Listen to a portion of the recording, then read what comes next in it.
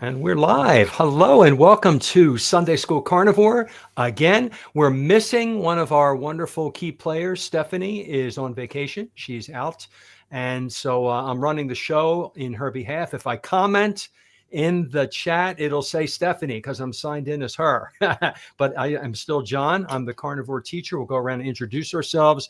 I'm Carnivore teacher on YouTube and other social media sites. I put out a lesson daily. I do live interviews. I'm on this Sunday School Carnivore and other people's posts, and I talk about the carnivore way of eating being really the human diet that's proper for us, for our nutrition, because it's the species specific way. And it has really healed me from the inside out. And so we have special guests on every Sunday to tell us how a carnivore diet has changed and changed their lives and healed them from the inside out. And we have today with us Erin Fallon, and she is from New Hampshire. Is that correct? Yep. And she's going to share a little bit about herself, and then we'll go to George to introduce himself, and then we'll go back to Erin to tell us a little bit about her story. So tell us a little bit about yourself, Erin.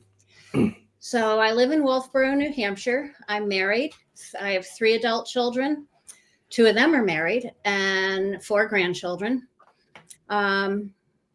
My husband and I have been carnivore since November 1st, 2022. So we're coming on our 3-year mark. And I did it as a 30-day challenge. And I am still healing. It just keeps amazing me, the changes and improvements we keep seeing. And our friends and family keep noticing too. So. That's great. George? Tell us about you. Here I am. Oh, crikey, yes, here, just been called up. Right, so here I am, the deputy head of Sunday School Carnivore. Thank you, headmaster, for handing over to me. I am the deputy head, so I'm 6 weeks younger than the headmaster because we both recently turned 60. I live in Bridgewater in the county of Somerset in the country of England, and we're part of the UK.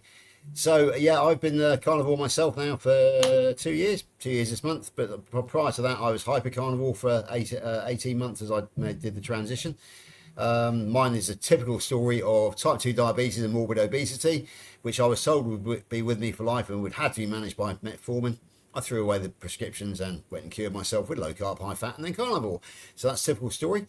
Right, I have to point out the fact that John has actually said that the school secretary, Miss Stephanie Taylor, has decided to take a term time vacation, which is definitely disapproved of, especially this side of the pond, because if, as I was explaining to the headmaster, if parents take their children out during term time over here, they get a fine from the government, because as we all know, the cost of holidays, foreign holidays, go up during the official holiday time. So a lot of parents will actually take their kids out during the school so they can make use of the cheaper holidays. It's term time now, and the school secretary is actually flying home from the Mediterranean tonight. I mean, if that is basically that is a lack of commitment, isn't it? So I actually told her this morning she can expect a detention when she gets back to school. And if anybody's actually out there follows the young lady on Facebook, you will see that she's been totally misbehaving over there. She and her 3 friends have been posting a daily song and a dance on one of the platforms, and basically her voice is that bad that I would actually argue it's bringing the school into disrepute. So yeah, she can actually expect an interview without coffee, as we might say, with the headmaster when she returns. But she will be back next week, and the lovely Steph will be back with us, which is a great relief as far as I'm concerned. So that's my update. Nothing more to tell you really, so I'm going to hand you back to John, who will almost certainly hand you back to Erin. All right. Thank you, George. I could never talk the way you do with all the embellishments and the fun little nicknames you give people, which I love. I wish I could do that, but I have to be me. You have to be you. So our guest today is Erin Fallon, and she, as she told you in her brief introduction, she feels so much better on carnivore. So before we get started, those of you who are watching, if you have a question for Erin anytime during the show or one of us, type a QQQ in the comments and then type your question, and we will highlight the question on the screen and we'll answer that. And hopefully we can get an answer to you that might be helpful. So, Erin, I'm going to hand it over to you. Tell us your story. Tell us, you started this as a 30-day challenge and you never stopped. That's correct. I do not plan on stopping. Good. So the healing keeps happening, and I don't know when it will stop. And I love the excitement of the journey, so I want to keep it up. To give you some background, my health history is extremely complex. And it's worth sharing because a lot of people with complex histories really don't think they can get better.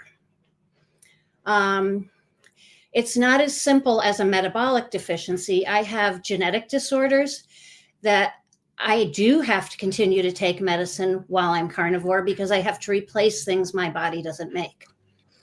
I have common variable immune deficiency, which means I don't produce enough IgG1, which is the main immunoglobulin that allows you to fight bacteria and viral infections. So once a week, I infuse subcutaneous immunoglobulin into my body. In fact, that's this afternoon's activity after I get done visiting with you guys. I also am hypothyroid. I have congenital adrenal hyperplasia, so my adrenals are atrophied. My thyroid is atrophied. And I have diabetes insipidus, which is a fluid balance disorder of the pituitary gland. Additionally, I have congenital myasthenia gravis, which is a muscle firing disorder where the body doesn't make either enough acetylcholine or doesn't have enough acetylcholine receptors. So when I overdo, my limbs get heavy and kind of floppy, and I just have to stop everything and rest. So with all that, I'm still carnivore. So I told you for the immune deficiency, I infuse immunoglobulin. I take thyroid meds, natural desiccant armor. I also replace my adrenal hormones with kind of a novel method that's considered experimental in the United States. I use an insulin pump to imitate the circadian and ultradian rhythms of normal adrenal glands and get subcutaneous cortisol. So one of my big things with carnivore, and especially with carnivore and fasting, was figuring out what I can and cannot do physiologically because I'm not the same as everybody else. But to that end, let's get back to why I started carnivore. I had repeat tendon injuries, along with it's very common for people with adrenal insufficiency to have Ehlers-Danlos connective tissue disease. And I also have that. So I kept getting these tendon injuries. And I'd go to the local orthopedic practice, and they really had nothing to offer. Possible steroid injections, pain relief, ice, bracing, rest, and hopefully not surgery. So after the second visit for a foot and a hand, I do what I always do when I don't know what to do. I say a prayer. And the answer to my prayer was an hour and 40-minute interview of Sean Baker. And he talked about his carnivore history and how one of the first improvements he had when he went carnivore was his tendon injuries healed. So I went downstairs to my husband's office, which is in our house. And I said, Tony, you ready for the next adventure? And when I told him what we were going to do, he said, I love bacon, butter, beef, and eggs. I'm in. So he decided to eat the refrigerator clean to not be wasteful. And I decided to go cold turkey. I don't advise going cold turkey. Although what I experienced, I knew about electrolyte replacement. First 3 days, a headache like a cast iron frying pan. It had hit me multiple times. And then after those 3 days, my nose started running and running copiously that I couldn't even bend over without my nose running. And I won't even go into the graphics of what was coming out of me. But even with the headache, I decided that if that was able to escape from me and had been in me, then I needed to keep going. So I replaced my electrolytes. I ate fats. I ate meat, and I took a lot of naps initially. And right around the 3-week mark, one day I blew that dripping nose and it stopped running. And during that whole course, with the headaches, with the copious amounts of discharge, I knew that even though I was tired, like during the day and fatigued because I was detoxing, I also could tell that I was calmer, and that already limb pain that I had lived with for years and years was less. And although I was fatiguing quickly, I also found I wanted to exercise a little more, be a little more active, even if I needed to take naps. So I followed the course of my body that way. The other thing is I have a history of tick-borne illnesses, Lyme disease, Ehrlichia, anaplasmosis, and Babesia. And they've been much harder to shake because of my immune deficiency. The immune deficiency has also given me multiple severe pneumonias with some permanent lung damage. So living with pain was kind of my normal. I don't live with pain. And I'm going to say it again. In fact, I'll say it 3 or 4 times. I don't live with pain. I do have the EDS, so once in a while, I'm a regular visit to my chiropractor that keeps everything aligned. Once in a while, I get a clicky wrist or a clicky finger. I can pop those back in. My back, my chiropractor takes care of. But my amount of physical activity, and did I tell you guys I'm 66? So I swim twice a week year round. In the summer, we have a town beach on Lake Wentworth that's 1.5 miles from the house on a rail trail. So I swim very frequently and paddleboard in the summer. In the winter, I downhill and cross-country ski snowshoe, and then ride my bike when I get a chance to get it out of the garage and I'm not watching grandkids. Or also, a little over a year ago, I began singing with our local community choir. And last spring at 65, I had my first soprano solo in my life. So the cognitive stuff coming back, the ability to join a group, to participate, to read music. I started, when I first started back singing, I was unconfident. So I started voice lessons, and that's made a big, big difference. And I still do voice lessons weekly. I also work with a private Pilates trainer and do weight and resistance training just to make sure I've got, these lax tendons and ligaments, and the stronger I can keep my muscles, the less problems I'm going to have with those lax tendon and ligaments. So now I exercise a lot. I don't sew as much as I'd like to, and I don't crochet as much as I like to, and like I used to before. But I am a very active person. I have a very active day. I still am good for a nap a couple days a week. I have this wonderful leather chair in the corner of my living room that happens to be blue. And all my friends know when I say I need blue chair time. So the other thing that's really, really, really significant, and George, you may relate to this with your military history. I have a extensive history of childhood abuse. And one of the things I did, so I'd done a lot of counseling when my children were growing up because I didn't want to pass on the mental, emotional stuff. Even though I knew I wouldn't pass on the abuse, I had to change my thoughts and my behaviors too. And I also learned a lot of coping mechanisms to deal with flashbacks. What I didn't know about Carnivore is that it pretty much erases the flashbacks, or it makes me much, much more aware of, oh, that's just old stuff. instead of reacting reactively.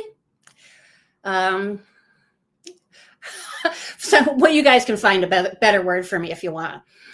But I don't feel like I'm living with PTSD. I will notice sounds, smells that I don't like, but I don't get emotionally upset. I can say, that reminds me, I can think in my head, oh, that reminds me of X, Y, and Z. I don't like that. I'm gonna move away from that. Or if I have to tolerate it, it's just one of those, I can tell myself it's going to be short term. And it's not a permanent situation, and it's not connected to the past, where previously my whole limbic system was really highly lit up with my past life triggering and flashing in my everyday. And it was really exhausting and a lot to work with. So Carnivore has really, really changed that. And part of the reason I want to speak is because two things. One is the physical stuff. I want people to know if they have a complex medical history and still have to take medications, if they can really still benefit enormously from Carnivore.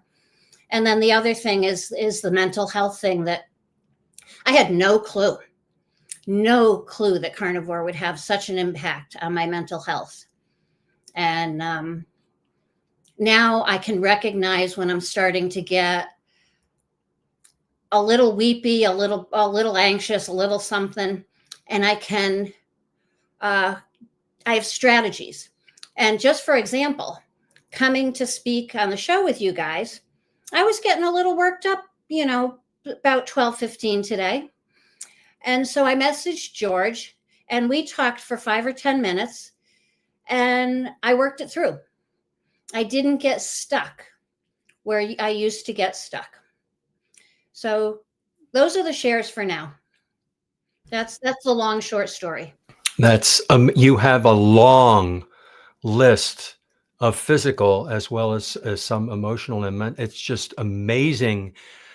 Everything you just read, when somebody listens to this video again on replay, or if they're watching it live, they're going to see something in themselves and think, wow, I'm going to try Carnivore. If it helped her, maybe it can help me with A, B, or C. And so many people who share stories, all the different possible physical ailments, mental, it tends to help. Now, like you mentioned about the medicine, Carnivore is probably the biggest part of it, the healing. Some people, it's up to the doctor and you decide if you still want to be on certain medicines. Where do medicines come from?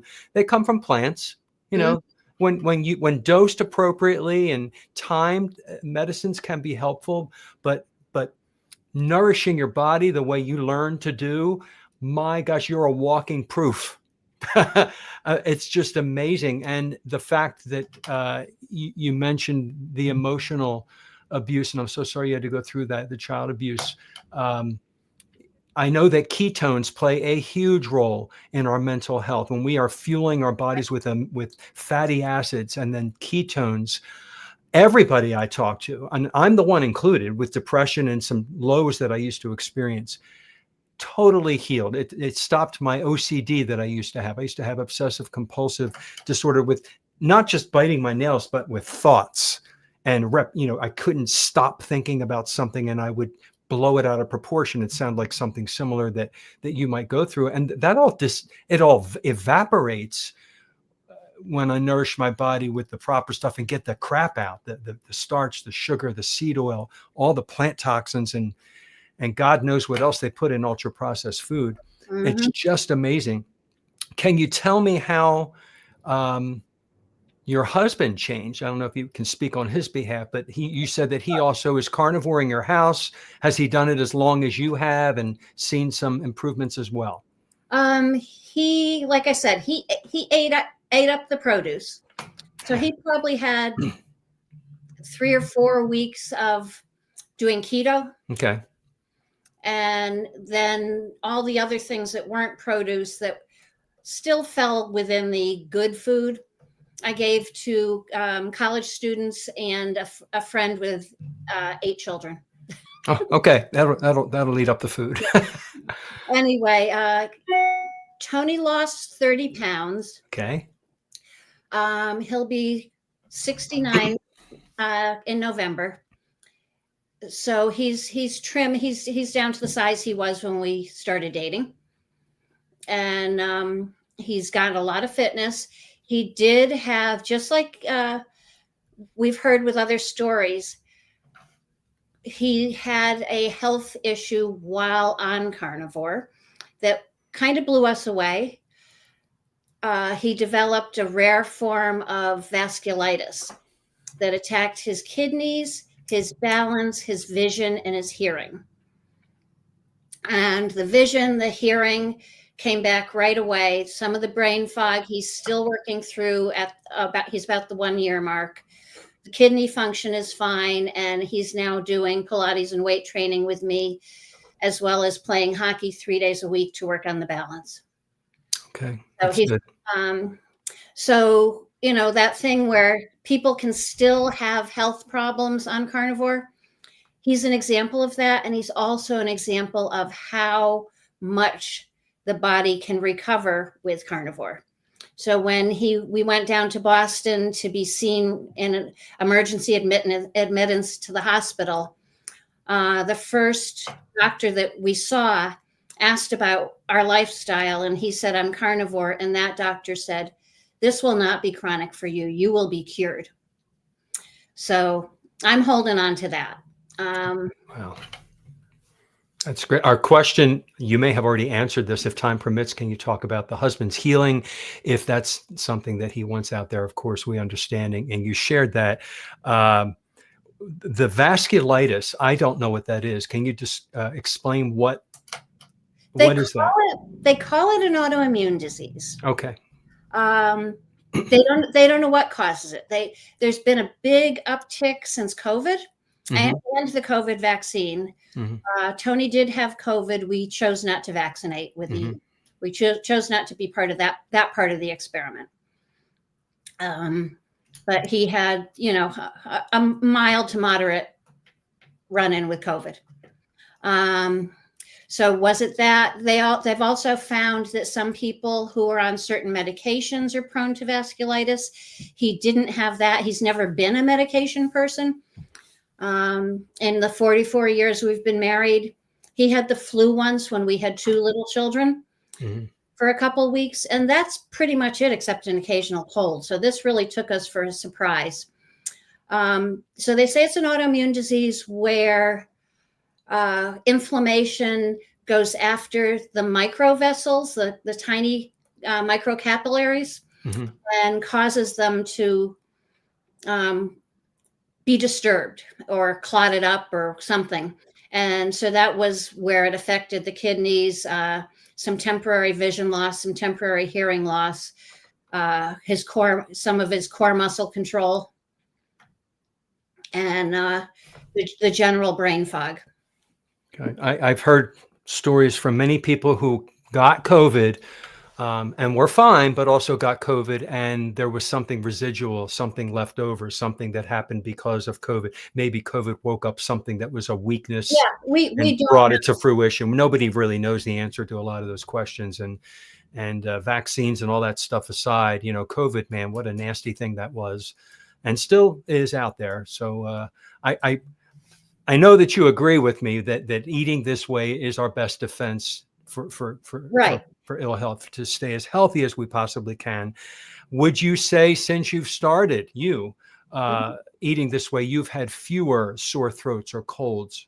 Oh, very, very much so. And as I said, I have lung damage from the immune deficiency. Yeah, you said pneumonia. You must have scarring then, right?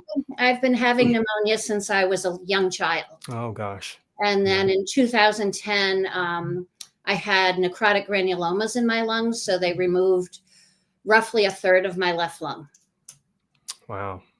And so without the immunoglobulin, I can get pneumonia very easily. Okay. Most people with common variable immune deficiency get infections, either most typically sinus infections, bone infections, or lung infections very frequently. And it's often, even with treatment, what leads to one's demise. I did have bone infections. My facial bones from here to here. I had necrotic tissue in my bones, and the bones had to be surgically cleaned out. I'm looking at you right now, and you're a miracle to have gone through all of that. I see people in the comments saying they're on the edge of their seat listening to you. It's just, I talk my story, and I'm like, I had a little lower back pain. I had to lose a little bit of weight. Carnivore helped me. And you've gone through literally the mill. You've gone through hell and back, and you look and sound amazing. So you should be trumpeting this as well. I'm sure you are. Show you this. Okay, look at the before picture. Well, that wasn't before Carnivore. That was when the infection was really bad. Oh, so inflammation. Yeah. Wow. George, do you have? You've been quiet there. Anything you would like to share? Ask. I made George quiet. Whoa. No, I've just been quietly sitting in the background, taking everything in. And as you say, Erin, we had a lovely chat just before with the performance when you reached across the pond, and we were able to sort. But you picked up on the fact that I'm ex-military, which is interesting. I'm wearing my Desert Rat badge tonight. So yeah, we'll talk about that. I didn't exactly suffer direct child abuse when I was growing up, at least not from adults. But what my parents did do, which was they subbed out the child abuse because they sent me to a boys' boarding school shortly after my 11th birthday, which is child abuse. I will stand by that. There's no question about that whatsoever. Because the feeling of rejection's incredible. I hated pretty much every second of boys' boarding school. I had a few health problems even back in those days because I was a fat late developer, which is two of the biggest crimes you can commit in a boys' boarding school. So I was constantly bullied. Hence the sort of for 5 years, I had a miserable time. And basically, boys' boarding school prepares you very well for one of two institutions, one of which is prison, the other is the army. I opted for the army, and I spent 8 years in the army. So yeah, it was that was my sort of, as you say, the history of my childhood. The abuse came from being away at school, and that is a form of child abuse. But then when you joined the army, of course, I ended up in Desert Storm in the first Gulf War. So that had its own mental health problems of its own accord. And yeah, I lost a year of my life to stress. I was never diagnosed with depression, just with work stress, but in fact, it was 11 months that I was deemed unfit for work. And I spent those 11 months fat and ill between October 2011 and the end of August of 2012, lying on the end of my bed, unable to work. I was being paid by my former company. And then when they decided after 6 months that they would get rid of me, so they gave me a payoff of a few £1,000s. But I had to drag myself back into work, and I could only drag myself back at the minimum wage level. I was existing. I was no longer alive. In my mind, I was just existing, and I was alcoholic. And then gradually I sort of pulled myself back, and then along came Carnivore. Once I got diagnosed with type 2 diabetes and morbid obesity, a nurse very kindly took me to one side, told me what was wrong, I was eating wrong, and I went away. I threw away the prescriptions, and I went low carb, and then eventually carnivore, and my life has changed. I am now unrecognisable to myself. My poor wife Lainey has now finding herself having to deal with a totally new human being who she's trying to get used to. I am no longer the man who is sleeping 11, 12 hours a night, who would have a drink with her when we got home from work, maybe watch an hour of TV, fall asleep, and that would be me. And now I'm a 5 hour a night sleeper if I'm lucky. I'm full of energy, totally active. As many of you will know, yourself included, Erin, I am now on Eastern Standard Time. So my day is completely, my day has just started here in the UK, and it's actually 6:30 at night. So I will probably be carrying on with my friends in America in one form or another until let me think, 3 o'clock in the morning my time, 10 o'clock your time, and then tomorrow it will be pretty much the same thing. But then of course the world doesn't stop for me here in the UK. So if somebody needs me on UK time at say 7 o'clock tomorrow morning, it means I'm in bed by 3 and up at 7. So without Carnivore, I would not have that energy. I would not have that vitality, which I doing the life that I've chosen, which is basically to try and pursue my career, as you know, as a coach, and possibly as a media career as well. And I need to have masses of energy in order to do that, and it's all down to Carnivore. So yeah, I am a different person. My wife has just popped up in chat saying that I have become a vampire. So yeah, my circadian rhythms are completely out of whack. I have to sneak up very quietly at 3 o'clock in the morning to make sure I don't wake Lenny, because boy, if I do I know about it. So yeah, so that is the story behind the way that, as you said, Erin, that I'm a different man. I'm a different human being to the fat, sick, and depressed person of the time in between 2000, well, probably before that, 2000. We'll go back to about 2008. And then about 2022, when I finally got my diagnosis. So I probably lost about 14 years of my life to malnutrition. Carnivore came along, and my life has started again. So that's a little bit of that's just picking up on what you said there. As usual, I've made a long speech out of it when I could have kept it down to 2 sentences, but. But there we go. You're a true teacher, George. We all do that. That's what I did in the asked all my students, and they're like, "Oh boy, all we did was ask him a question." 3 hours later. So, Erin, can you tell us what's your food? Tell us what you have. How many meals a day do you eat now? And what do you have? Okay, I eat 2 to 3 meals a day most days. Tony and I start the day with what we fondly have named eggachinos. So it's a fresh egg from our chickens in the bottom of a mug with about a tablespoon of room temperature butter, and then gets half filled with coffee and whisked, and then topped off with coffee. So the egg is whisked into the coffee and becomes cooked and liquefied.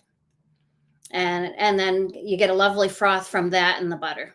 So we have 2 of those every morning. And so those technically count as a meal, because it's 2 eggs and some butter and 2 cups of coffee. Then late morning, usually between 11 and 1, we'll have another meal. And it's frequently a meal with eggs. Sometimes it's a half a pound of bacon diced up with 6 eggs cooked in it like a frittata. That's a quick and easy favorite. I do it in the cast iron frying pan. And today we didn't have bacon defrosted, so it was a pound of ground beef with eggs poached on top, and salt, and I use white pepper because it's much less oxalates, but you still get the flavor. I do some seasoning, mostly salt, some pepper, and then some other herbs and spices. I don't make a big sweat when I'm at a restaurant and, ask them to be pure. All the breakfast diners here in town will cook my eggs in butter for me. We live in a resort town, so there's a lot of little restaurants here that are in walking distance from the house. So we use it as a way to both patronize the businesses, but also socialize with friends and keep the kitchen clean, because as you may know, carnivore cooking can be kind of dirty with all that wonderful fat. Dinner is very frequently a steak, oftentimes beef. We just bought a half a cow from a farm 10 minutes away. We also raise our own lambs here on our property. And we're out of our current lamb. Our current batch of lambs will go to freezer camp on November 1st. This year we raised 4, so last year was 2. So we'll have twice as much lamb this year. So it should last the whole 12 months. We'll do seafood occasionally. Being in northern New England, I wish I could say I ate a lot of lobster because I love it, but it's no longer the poor man's food. All the other thing, when my children were growing up, wild caught salmon was extremely inexpensive, and now most of it gets shipped overseas. So I'm much less likely to eat the seafood. I do like the shellfish. I like oysters and clams, mussels, oysters and clams raw or cooked, and mussels always cooked. We eat occasional pork. If I eat chicken, it's either wings or bone-in, skin-on thighs. I've found that red meat really works with my body much better. So it's mostly beef and lamb. We're on our way out tomorrow for our 44th anniversary to go on a schooner cruise. And the chef on the sailing vessel is going to accommodate our diet. So I'm really excited. So there'll be cheeses, there'll be pâtés. I'm sure there's going to be lobsters and steamers, steaks, whatnot. But they specifically reached out so they could accommodate our eating. That sounds happy anniversary, by the way, 44 years. That's fantastic. And then I make chaffles. I make a huge batch of chaffles. Good. On a regular basis. I do meat jerky. I make El Ruderai yogurt following Dr. William Davis's guidelines. And we usually have a heaping tablespoon of yogurt with every meal as kind of a way to, it's like the finishing touch. Right. And then we do pork rinds, meat sticks when we're on long car trips. Hold us that bag of pork rinds up again to everybody with the powdered butter. I've never heard of this. So this is my junk food carnivore crack. When I do my immunoglobulin infusion, I get crazy hungry. And so immunoglobulin is live human plasma. It's pooled and disinfected, and then it goes into my body to give me what I don't make. Mm-hmm. And the process of infusing that, something happens where I need a lot of electrolytes and I get crazy hungry. So every infusion day, I eat one of these pretty much without fail. And that's the only time I eat it. And so I'm not worried about it. You're listening to your body. It's craving electrolytes that has a lot of salt, I'm sure, in that. So there you go. Crunch. Yeah, and great. As soon as I open the bag, the dog comes over for his share. That's wonderful. Wow. That is amazing. I was going to ask you something while you were talking there, and I lost it because of the bag. George, anything else? Oh, you're muted. Yeah, you keep on catching me by surprise, John. So I've got to drag my cursor across the screen. I'll do a little countdown. I'm about to call on you. No, that's all right. That's no problem at all.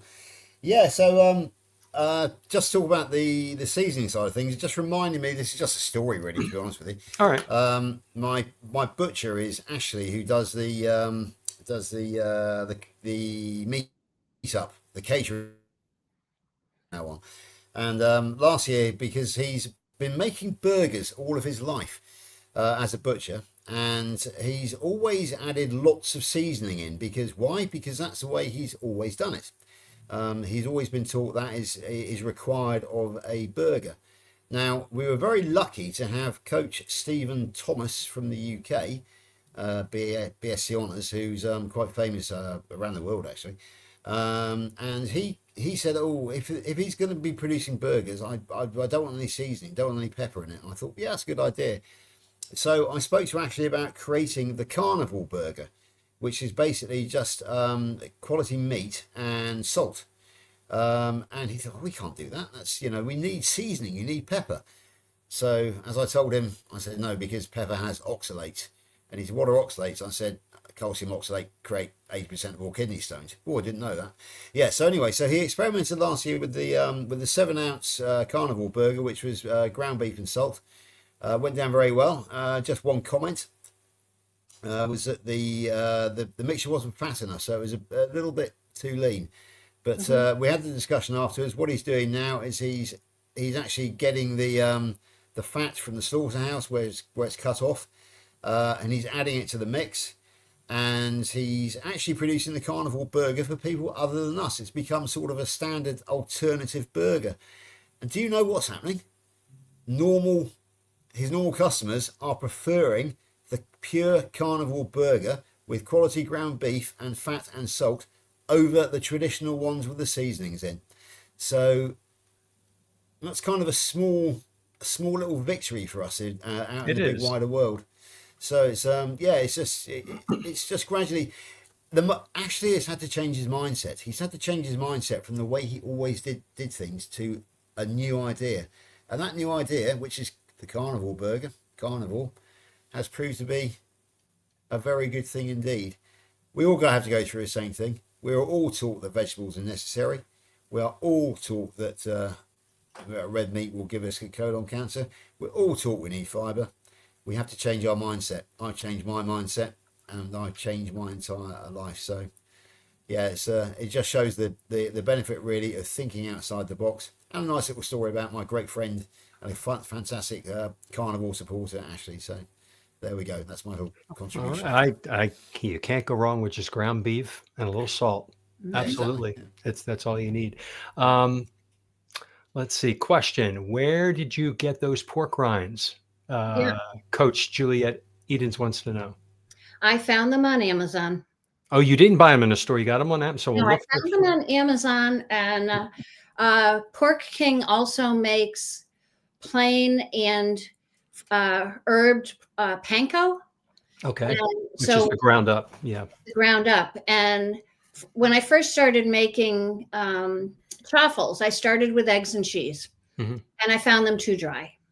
And they didn't travel well. One of the reasons I make truffles is because we use them to make sandwiches on downhill ski days in the winter. So they have to be right. So you put the panko in it? I make mine with eggs, cottage cheese, and panko. Oh, cottage. Okay, yeah, that kind of cheese. You don't use other. You don't use. I had tried the grated, like the Parmesan and the cheddar and things like that. Makes it greasier. And they were dry. Oh, okay. So yeah. The combination of the cottage cheese. Cottage cheese has more moisture. Yeah. The panko and the eggs. And I usually do a dozen or 18 eggs at once and, cook for an hour. Oh, that sounds amazing. And then I have them for a grab and go. For anybody who's listening, I know I didn't at the time. I didn't know what a chaffle was.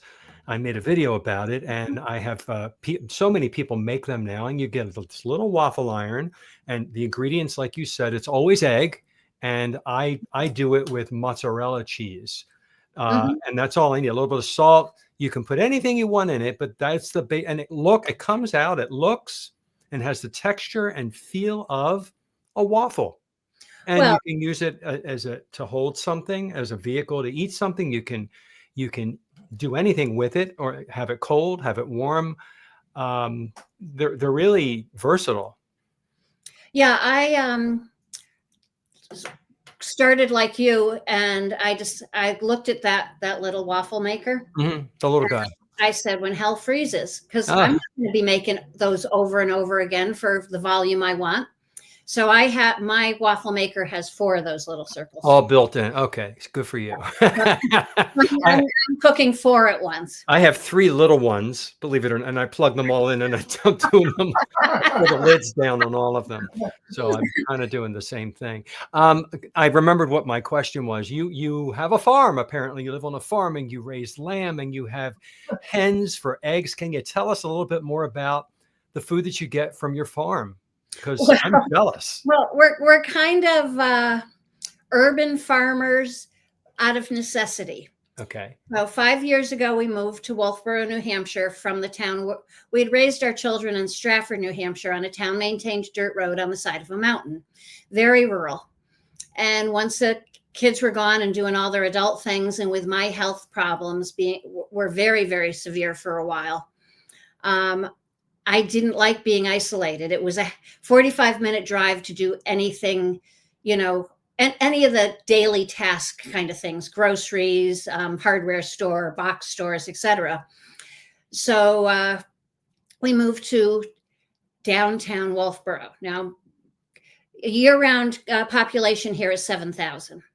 Summer population is different because we have 3 lakes in town. And we bought an old brick straight front colonial with a wooden L on the back that was, one could say, bit of a distressed property. And the yard was all overgrown. And one of the things it was overgrown with is a plant called Japanese knotweed.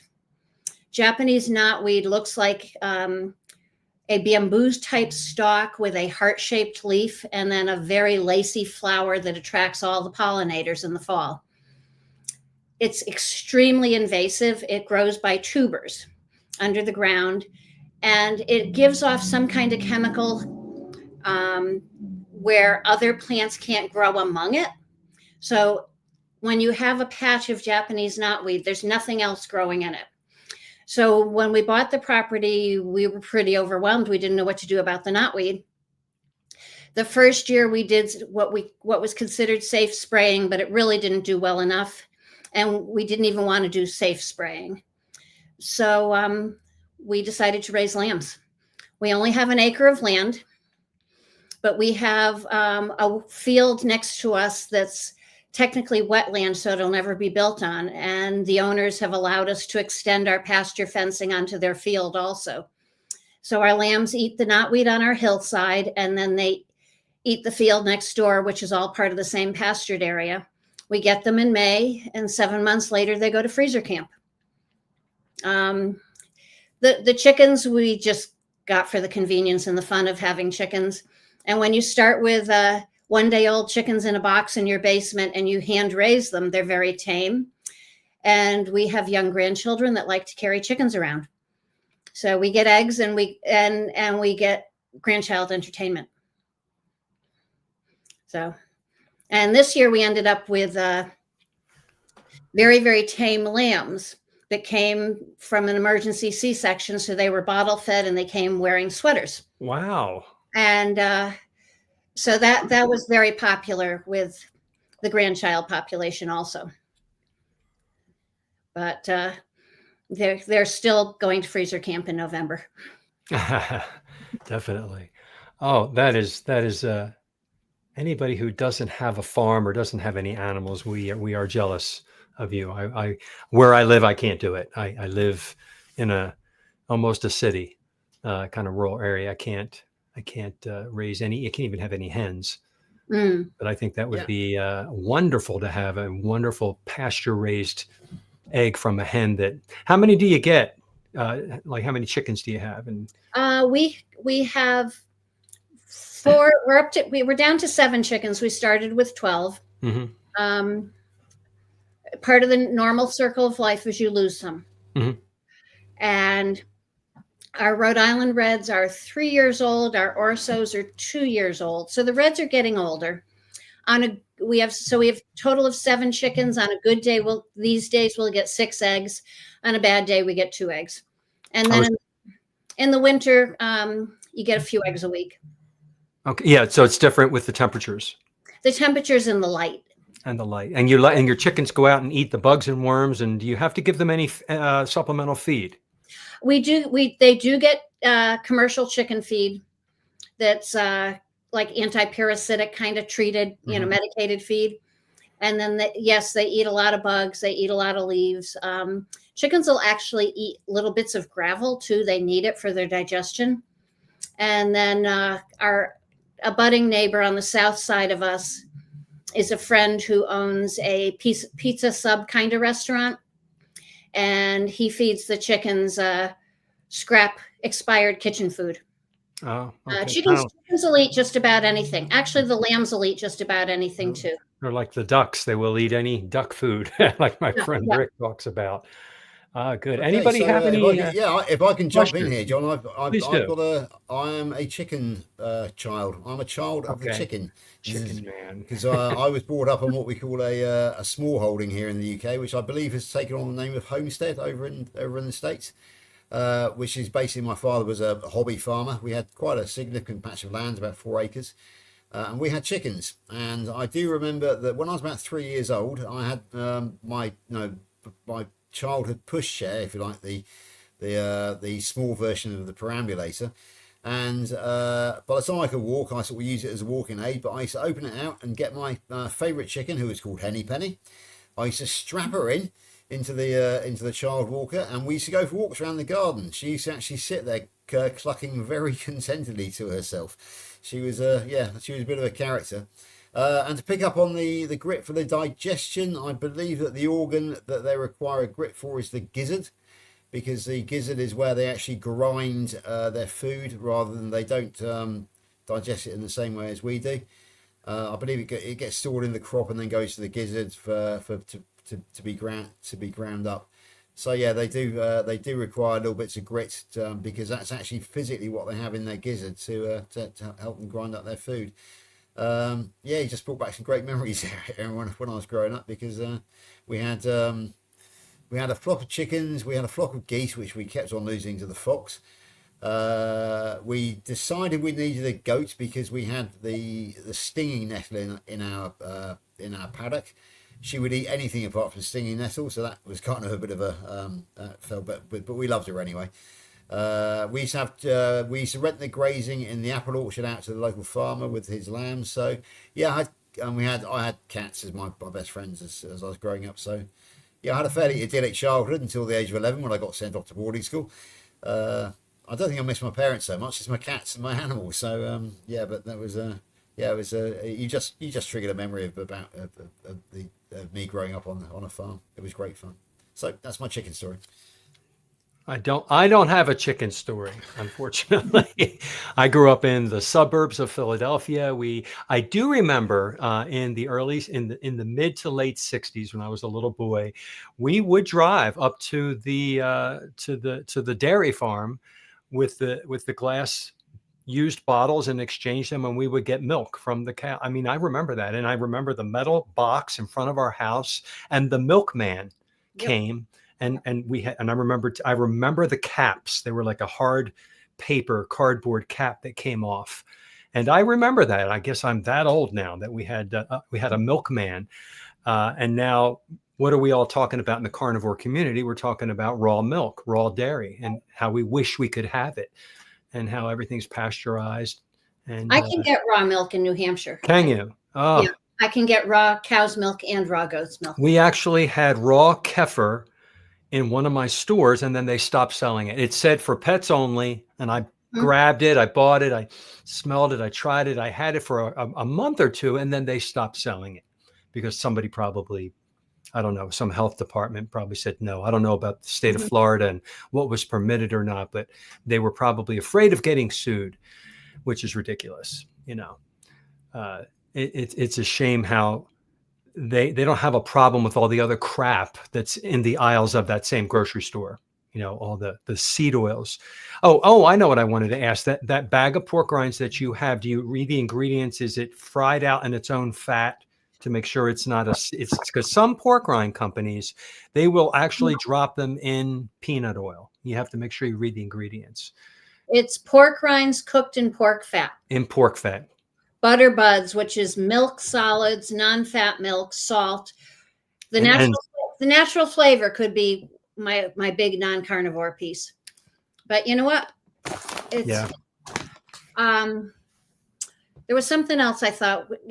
So when John, you're not in the coaching class with George and I. No, I'm not. Mm-mm. Okay. So George and I are in the coaching class, and Dr. Kiltz's coaching class for anybody that hasn't been listening to George.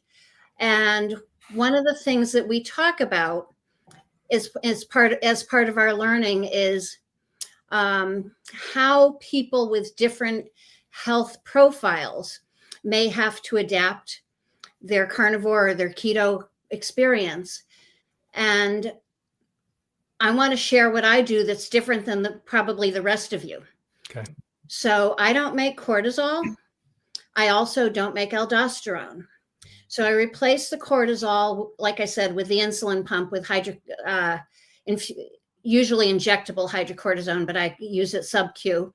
And then I take a medication that's bioidentical called fludrocortisone. Now, early on, I've been following a lot of influencers, a lot of carnivore doctors. And as you know, limiting meals, fasting, fat fasting, sardine fasting, egg fasting, all of those come up. So I'm one of those goofy experimenters. I'm going to be the end study of one. And I'm going to try it on me and see what happens. Well, a couple weeks ago, I was out car shopping with my granddaughter. And as you may know, when you're at a car dealership, there's a lot of waiting around. And I missed lunch. So I just decided I was going to use it as a fasting opportunity. Well, I wear a CGM because low cortisol for me means low blood sugar. And as they're going through putting together car paperwork, I was getting real brain foggy, real spacey, real nauseous. And my blood glucose meter started to alarm. Eventually, it got down to 42. So as soon as I got out of there, I was inhaling meat sticks to bring my brain back so I could drive again. A couple weeks ago, Dr. Kiltz interviewed Sally K. Norton, and she answered the question that I've been asking when she said, when you fast, your body releases cortisol to trigger your liver to go into glyconeogenesis. Well, I don't have cortisol to release. My pump gives me a normal daily healthy basal dose for average functioning. When I do downhill skiing, when I perform with my chorus, I have to up my cortisol. If I go to a funeral of a good friend, I have to up my cortisol. Good stress and bad stress. I don't make cortisol. Cortisol is your stress maintenance hormone. I also don't make epinephrine. I just make norepinephrine.